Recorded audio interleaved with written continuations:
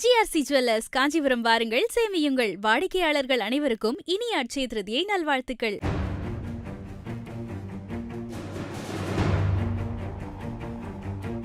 இந்தியாவின் காஷ்மீரில் 26 சுற்றுலா பயணிகளை படுகொலை செய்த பயங்கரவாத தாக்குதலில் ஈடுபட்டவர்களில் 2 பாகிஸ்தானைச் சேர்ந்தவர்கள் என்று இந்தியாவினால் அறிவிக்கப்பட்ட நிலையில் இந்தியாவுக்கும் பாகிஸ்தானுக்கும் இடையிலான உறவு மிகுந்த பதற்றமாக உருவாகி வருகின்றது. 2 நாடுகளுக்கும் இடையில் ஒரு யுத்தம் மூண்டுவிடுமா என்கின்ற அளவுக்கு நிலைமை தீவிரமாகிக் கொண்டு வருகின்றது. ராஜதந்திர நடவடிக்கைகளை 2 தரப்புகளுமே கடுமையாக்கி வருகின்ற அதே நேரம் ராணுவ நடவடிக்கைகளுக்கான தயார்படுத்தல்களும் ஏட்டிக்கு போட்டியாக இடம்பெற்று வருகின்றன. இந்த நிலையில் இந்தியாவின் பதில் நடவடிக்கை எப்படி அமையப் போகின்றது என்பதுதான் இன்று பலருக்கும் இருக்கின்ற கேள்வி.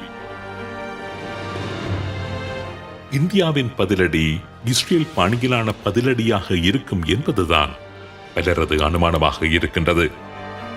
இஸ்ரேல் மீது யாராவது தாக்குதலை மேற்கொண்டால் இஸ்ரேல் எப்படி அதற்கு பதில் தாக்குதலை வழங்குமோ அதே பாணியிலான தாக்குதலை இம்முறை இந்தியா மேற்கொள்ளும் என்று இந்திய போரியல் வல்லுநர்கள் கூறுகின்றார்கள்.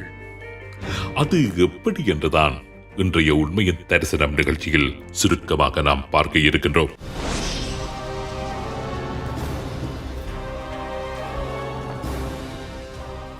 முதலில் இஸ்ரேல் மீது யாராவது தாக்குதலை மேற்கொள்ளும் பட்சத்தில் இஸ்ரேல் தனது பதில் நடவடிக்கையை எப்படி மேற்கொள்ளும் என்று பார்ப்போம்.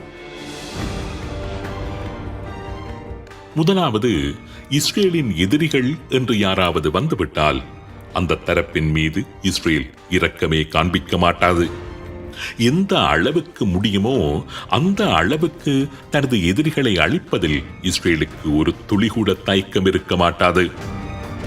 இஸ்ரேலின் மீது ஏன் கை வைத்தோம் என்று அதனது எதிரிகள் நினைத்து நினைத்து கவலைப்பட்டு நடுங்கும் அளவுக்கு இஸ்ரேலின் பதிலடி இருக்கும். உலகின் எந்த ஒரு நியாயத்திற்குமே துளியும் கட்டுப்படாமல் இஸ்ரேல் தனது பதிலடியை வழங்கும். இரண்டாவதாக, இஸ்ரேல் மீது ஏதாவது ஒரு தரப்பு தாக்குதலை மேற்கொண்டு விட்டால் தாக்குதல் மேற்கொண்ட அந்த தரப்பின் மீது பதில் தாக்குதலை மேற்கொள்வது என்பதை கடந்து அந்த தரப்பு சார்ந்த அனைத்து உட்கட்டுமானத்தையுமே சிதைத்துவிடும் இஸ்ரேல். அதற்காகவென்றே தனியான ஒரு கோட்பாட்டையே தடதாக வைத்துள்ளது இஸ்ரேல். அந்த கோட்பாட்டின் பெயர் தஹியா டாக்ட்ரின். எதிரி சார்ந்த பொதுமக்களின் வாழ்விடங்கள், கல்லூரிகள், வைத்தியசாலைகள், வீதிகள், அவர்களுக்கான நீர் வழங்கல்கள் என்று எதையுமே விட்டு வைக்காமல் அனைத்தையுமே துண்டு துண்டாக சிதறடிப்பது. இதுதான் இஸ்ரேலின் தஹியா டாக்ட்ரின். காசாவின் இன்றைய நிலையை பார்த்தால் இஸ்ரேலின் தஹியா டாக்ட்ரினின் உண்மையான தாற்பயம் உங்களுக்கு விளங்கும். இஸ்ரேலின் நடவடிக்கை என்று வந்ததும் லெபனான் அச்சப்பட்டு நடுங்குவதை பார்த்தால் இஸ்ரேலின் தஹியா கோட்பாட்டின் பயங்கரம் உங்களுக்கு புரியும். அடுத்ததாக, இஸ்ரேல் மீது யாராவது கை வைத்தால் அந்த நடவடிக்கையை மேற்கொள்ளுகின்றவர்கள் முதற்கொண்டு அந்த நடவடிக்கைக்கு கட்டளையிட்டவர்கள், அந்த நடவடிக்கைக்கு உதவியவர்கள், கைதட்டியவர்கள், பாராட்டியவர்கள் என்று அத்தனை பேரையும் இஸ்ரேலிய உளவு பிரிவு துரத்தி துரத்தி வேட்டையாடிவிடும். உடனடியாக மாத்திரமல்ல, இன்றைக்காவது ஒரு நாள் அந்த நபரை குறிவைத்து தாக்கி அழித்துவிடும் மொசாட் என்கின்ற இஸ்ரேலின் உளவு பிரிவு. தமிழில் கொம்பேறி மூக்கன் என்று ஒரு பாம்பு பற்றி கூறுவார்கள்.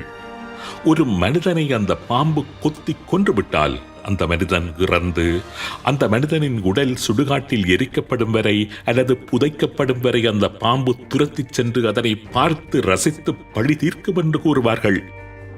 இஸ்ரேலின் உளவு பிரிவை இந்த கொம்பேறி மூக்கன் பாம்புடன் கூப்பிட்டு பேசுவார்கள். இஸ்ரேல் மீது கை வைக்கின்றவர்களை அவர்களது மரணம் வரை துரத்தி சென்று வேட்டையாடுவார்கள் மொசாட் உறுப்பினர்கள். அடுத்ததாக, இஸ்ரேல் தனது எதிரிகளின் பொருளாதாரத்தை நிர்மூலமாக்குவதற்கென்றே சிறப்பு பிரிவுகள் பலவற்றை உருவாக்கி வைத்திருக்கின்றது. உதாரணத்திற்கு ஷுராத் ஹடீன் என்கின்ற ஒரு பிரிவு இருக்கின்றது. ஒவ்வொரு நாடுகளிலும் உள்ள சட்டங்களை பாவித்து எதிரிகளின் நிதி மூலங்களை சிதைப்பதுதான் இந்த ஷுராத் ஹடீன் பிரிவின் பணி. அந்த நாடுகளின் சட்டங்களை கடந்து எதிரிகளின் நிதி மூலங்களை சட்ட விரோதமாக குறிவைப்பதற்கென்றும் இஸ்ரேலில் பல ரகசிய பிரிவுகளும் செயற்பட்டு வருகின்றன. அதேபோன்று இஸ்ரேலின் எதிரிகளை குறிவைக்கின்ற சைபர் தாக்குதல்களை மேற்கொள்ளுவது, உளவியல் நடவடிக்கைகளை மேற்கொள்ளுவது என்று பலவிதமான செயற்பாடுகளை இஸ்ரேல் தனது எதிரிகள் மீது இடைவிடாமல் மேற்கொண்டபடியிருக்கும். இவை அனைத்தையும் விட இஸ்ரேல் நீண்ட காலமாக தனதாக வைத்திருக்கின்ற ஒரு இலக்கை இஸ்ரேல் மீதான ஒரு தாக்குதல் இடம்பெறுகின்ற தருணத்தை பயன்படுத்தி அது நிறைவேற்றிவிடும். இஸ்ரேல் மீது யாராவது ஒரு தாக்குதலை மேற்கொள்ளுகின்ற பட்சத்தில் இஸ்ரேல் மீதான அந்த தாக்குதல் இடம்பெறுகின்ற சந்தர்ப்பத்தை பயன்படுத்தி அது தனது நீண்டகால இலக்கை இலகுவாக நிறைவேற்றிவிடும். உதாரணத்திற்கு, காசாவை அழித்தொழித்து காசாவை மனிதர்கள் வாழ முடியாத பிரதேசமாக மாற்றி அதனை இஸ்ரேலுடன் இணைப்பது என்பது இஸ்ரேலின் நீண்டகால இலக்கு. அக்டோபர் 7 தாக்குதலால் ஏற்பட்ட நியாயப்பாடுகளையும் உலக அபிப்பிராயங்களையும் பயன்படுத்தி அதனை நிறைவேற்றி வருகின்றது இஸ்ரேல். ஜெருசலேமை கைப்பற்றுவது என்பது இஸ்ரேலின் நீண்டகால கனவாக இருந்து வந்தது. ஜெருசலேமை கைப்பற்றுவது என்பது அவர்களது நிறைவேறாத இலக்காகவே பல தசாப்த காலமாக தொடர்ந்து இருந்து வந்தது.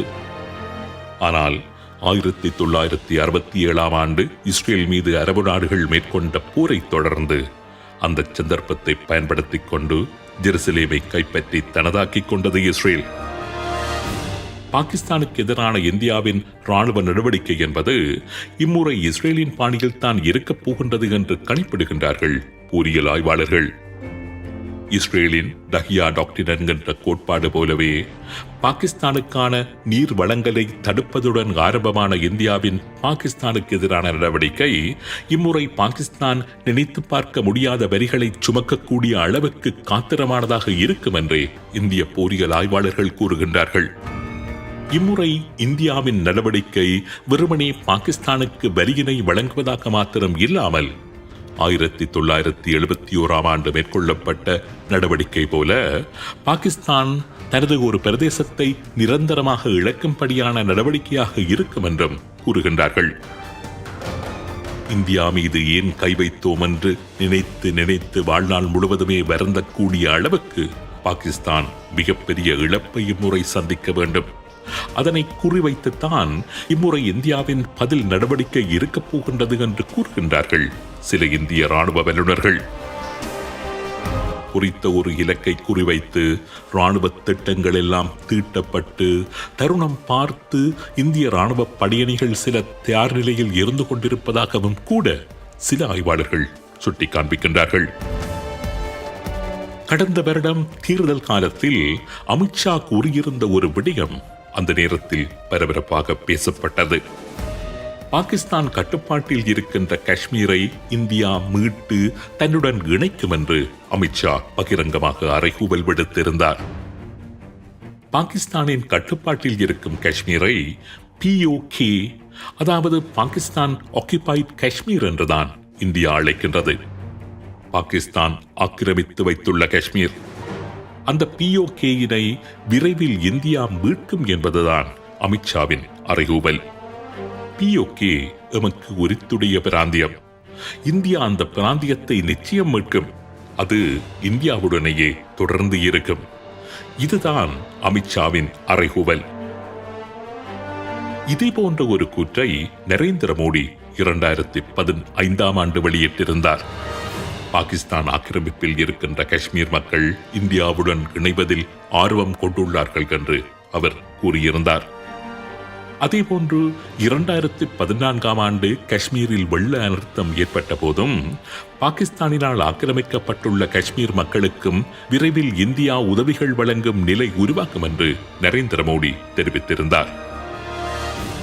நரேந்திர மோடி பிரதமராக பதவியேற்று 6 மாதங்களில் பாகிஸ்தான் ஆக்கிரமிப்பு காஷ்மீரை இந்தியா மீட்கும் என்று உத்தரப்பிரதேச முதலமைச்சர் யோகி ஆதித்யநாத் கடந்த வருடம் பிரகடனம் செய்திருந்ததும் குறிப்பிடத்தக்கது. இதேபோன்று POKஐ இந்தியாவுடன் இணைப்பது பற்றிய பேச்சுக்கள், அறைகூவல்கள், கருத்துருவாக்கங்கள் அண்மை காலமாக இந்திய தலைவர்களாலும் இந்திய ஊடகங்களினாலும் முன்னெடுக்கப்பட்டுக் கொண்டேதான் இருக்கின்றன. ஆக பாகிஸ்தானின் கட்டுப்பாட்டில் உள்ள காஷ்மீரை தன்னுடன் இணைப்பதற்கான இலக்கை இந்தியா அண்மை காலமாக தனதாக வைத்திருக்கின்றது என்பது தெளிவாக தெரிகின்றது. பகல்காம் தாக்குதலை தொடர்ந்து காஷ்மீரின் எஞ்சியிருக்கும் பிரதேசத்தை குறிவைத்து இந்தியா நடவடிக்கை மேற்கொள்ளும் என்று இந்திய பிரதமர் மறைமுகமாக கூறிய கருத்தையும் இங்கு நாம் கவனத்தில் எடுத்துத்தான் ஆக வேண்டியிருக்கின்றது. இப்பொழுது இருக்கின்ற கேள்வி இதுதான்: இந்தியாவினால் அது முடியுமா? முடியும் என்பதுதான் பல இந்திய ராணுவ வல்லுநர்களின் கணிப்பாக இருக்கின்றது. பாகிஸ்தானுக்கு எதிரான நடவடிக்கை என்று வருகின்ற போது உண்மையிலேயே இன்றைய சூழலை போன்று இந்தியாவுக்கு சாதகமான ஒரு சூழ்நிலை இன்றைக்குமே இருந்ததும் இல்லை, இனிமேல் இருக்கப் போவதும் இல்லை. இப்படித்தான் கூறுகின்றார்கள் இந்தியாவின் ஆய்வாளர்கள். போர்வலிச் சமநிலையில் பாகிஸ்தானை விட பல மடங்கு பலமான நிலையில் இந்தியா இன்று நின்று கொண்டிருக்கின்றது. ராணுவ, ராஜதந்திர மற்றும் பொருளாதார பலமென்று வருகின்ற போது இன்று இந்தியா பாகிஸ்தானை விட மிக மிக முன்னணியில் இருந்து கொண்டிருக்கின்றது. தீவிரவாதத்திற்கு எதிரான, குறிப்பாக இஸ்லாமிய தீவிரவாதத்திற்கு எதிரான பொதுவான ஒரு மனநிலை பெரும்பாலான உலக மக்கள் மத்தியில் காணப்படுகின்ற நேரம் இது. அமெரிக்க இஸ்ரேலிய பரப்புரைகள் அப்படியான ஒருவித உளவியல் தளத்தை உலக மக்கள் மனங்களில் கனகச்சிதமாக ஏற்படுத்தி வைத்திருக்கின்றன. முன்னைய இந்தியா பாகிஸ்தான் யுத்தங்களின் போது எந்தெந்த நாடுகளெல்லாம் பாகிஸ்தானுக்கு ஆதரவாக நின்றனவோ அந்த நாடுகள் அத்தனையும் இன்று இந்தியாவின் பக்கமாகவே நின்று கொண்டிருக்கின்றன. சீன விவகாரத்தில் இந்தியாவை வளைத்து போடும் நகர்வுகளில் அமெரிக்கா போன்ற முக்கிய மேற்குலக நாடுகள் இருந்து வருகின்ற காரணத்தினால் இந்த தருணத்தை பயன்படுத்தி இந்தியாவுக்கு சார்பான நிலைப்பாட்டை எடுத்து இந்தியாவை நண்பனாக்கும் முனைப்பில்தான் அநேகமான நாடுகள் இருக்கவென்று கூறப்படுகின்றது. சீனாவும் இன்றைய புவிசார் அரசியலில் இந்தியாவை நேரடியாக பகைத்துக் கொள்வதை முடியுமானவரை தவிர்ப்பதற்கே முயலும். உலகச் சூழல் என்பது பெரும்பாலும் இந்தியாவுக்கு சாதகமாகவே நிலவி வருகின்றது என்று சுட்டி காண்பிக்கின்ற இந்திய ஆய்வாளர்கள் இன்றைய சாதகமான சூழ்நிலையை பயன்படுத்திக் கொண்டு இந்தியா காத்திரமான ஒரு ராணுவ நடவடிக்கையை பாகிஸ்தானுக்கு எதிராக மேற்கொண்டு POKஐ இந்தியாவுடன் இணைக்கும் திசையை நோக்கியே பயணிக்கும் என்றுதான் கூறுகின்றார்கள். இப்பொழுது இங்கு எழுப்பப்பட வேண்டிய அடுத்த கேள்வி என்னவென்றால், பாகிஸ்தானின் பதில் நடவடிக்கை எப்படிப்பட்டதாக இருக்கும்? பாகிஸ்தானின் ராணுவ பலம் என்ன, பலவீனம் என்ன? இந்தியாவை எதிர்கொள்வதற்காக பாகிஸ்தான் எப்படியான நகர்வுகளை எடுக்கும்? இந்தியாவுடன் சண்டை மூடுகின்ற சந்தர்ப்பங்களிலெல்லாம் இந்தியா மீது அணுகுண்டு தாக்குதலை மேற்கொள்ளுவோம் என்று எச்சரிக்கின்ற பாகிஸ்தான் இம்முறை இந்தியாவின் ராணுவ நடவடிக்கையின் போது என்ன செய்ய போகின்றது? இந்தியா பாகிஸ்தானுக்கு எதிராக ஒரு ராணுவ நடவடிக்கையை மேற்கொள்ளுகின்ற பட்சத்தில் அதனை எதிர்கொள்வதற்கு பாகிஸ்தான் தன்வசம் வைத்திருக்கின்ற கோட்பாடுகள் என்ன? இந்த விடயங்கள் பற்றி அடுத்த உண்மையின் தரிசனம் நிகழ்ச்சியில் விரிவாக ஆராய்வோம்.